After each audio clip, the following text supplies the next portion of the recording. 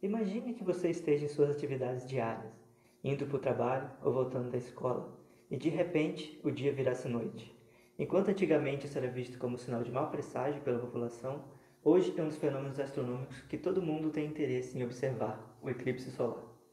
A Lua tem seu movimento natural ao redor da Terra a uma distância média de 380 mil quilômetros.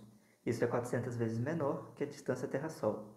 Por coincidência, a Lua possui um diâmetro que é aproximadamente 400 vezes menor que o diâmetro solar. Portanto, caso a Lua se interponha entre a Terra e o Sol, ela é capaz de bloquear quase toda a luz proveniente da estrela. Quando isso ocorre, temos o eclipse solar. Mas por que não temos um eclipse todo mês?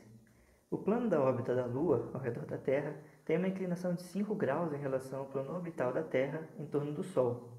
Por causa dessa inclinação, na maioria das vezes que há uma Lua nova, a Lua não está na direção do Sol.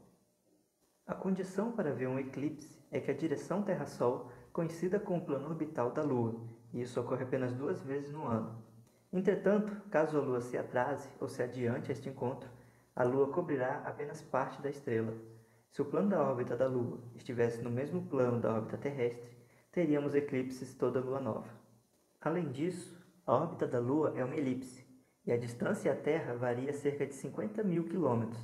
Se o eclipse ocorrer quando a Lua está mais próxima da Terra, haverá o que chamamos de eclipse total. Neste caso, o tamanho aparente da Lua no céu é maior que o do Sol e, portanto, a Lua bloqueia completamente. Apenas uma coroa solar bem fraca pode ser vista.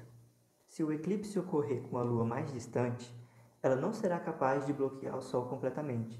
Desta forma, o Sol poderá ser visto como um anel ao redor da estrela, o que chamamos de eclipse anular. Para observarmos o eclipse total ou anular do Sol, precisamos estar no centro do caminho da sombra da Lua sobre a Terra.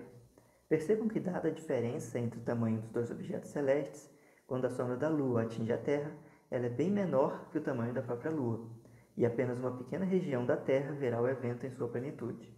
Nas regiões próximas ao centro da sombra, os observadores verão a Lua bloquear parcialmente a luz do Sol. Este tipo de evento chamamos de eclipse parcial. Enquanto os eclipses parciais podem durar até 2 horas, os eclipses totais duram cerca de 7 minutos. Em contraponto, quando a conjunção Sol-Terra-Lua ocorre com a Lua em sua fase cheia, ela passará sob a sombra que a Terra projeta no espaço.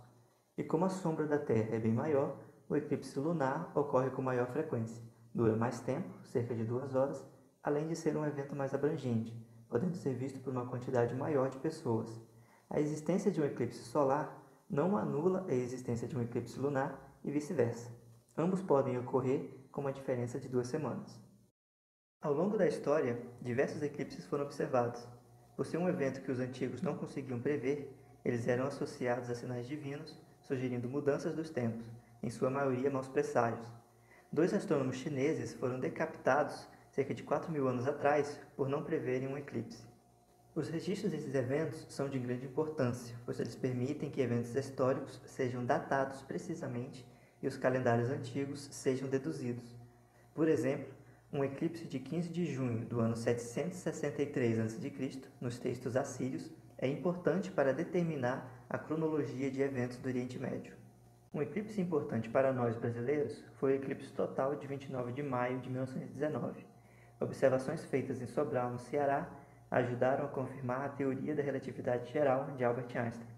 A teoria dizia que a luz de uma estrela seria desviada dado a massa do Sol e estimava sua quantidade. Esse fenômeno é chamado de lenteamento gravitacional. As observações feitas por Eddington estavam no limite da capacidade instrumental da época, gerando controvérsias, porém análises posteriores confirmaram seus resultados. O próximo eclipse solar a passar pelo Brasil será um eclipse anular que irá acontecer em 14 de outubro de 2023. A sombra vai passar pelo norte e nordeste e poderá ser vista em Natal e João Pessoa. As regiões centro-oeste, sudeste e sul poderão observar o eclipse parcial. Aqueles que têm a intenção de observar o eclipse solar nunca, em circunstância alguma, olhem diretamente para o Sol, mesmo que seja um eclipse total. Olhar para o Sol, mesmo que por alguns segundos, pode causar dano permanente à retina, inclusive cegueira. Você pode utilizar óculos feitos especialmente para esse tipo de evento ou projeções para observar eclipses solares.